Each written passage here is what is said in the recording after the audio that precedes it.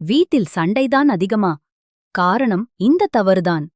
அன்பு இருக்க வேண்டிய வீட்டில் இன்று சண்டை, கண்ணீர், கோபம். காரணம் வாசலில் இந்த தவறு. கோபியும் சுதாவும் ஒரே வீட்டில் இருந்தாலும் மனசுல மட்டும் வித்தியாசம் வளர்ந்தது. ஒரு நாள் சுதா சோர்வோட ஒரு கோவிலுக்குப் போறாங்க. அங்கே ஒரு பண்டித்துஜிய சந்திக்கிறாங்க.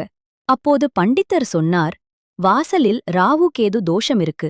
அதனால்தான் சண்டை தாண்டவம் நடக்குது. வாசல்தான் வீட்டு உயிர்க்கதவு. அங்கே சக்தி இல்லாத போது வீட்டுக்குள்ள அமைதி வரவே வராது.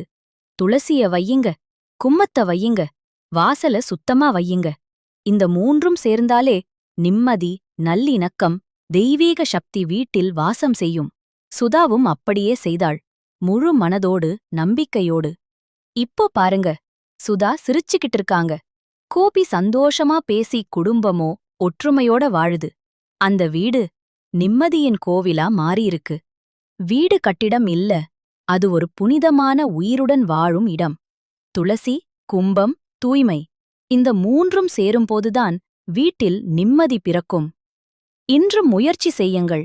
நாளை உங்கள் வீடு நிம்மதியின் கோவிலாக மாறும்.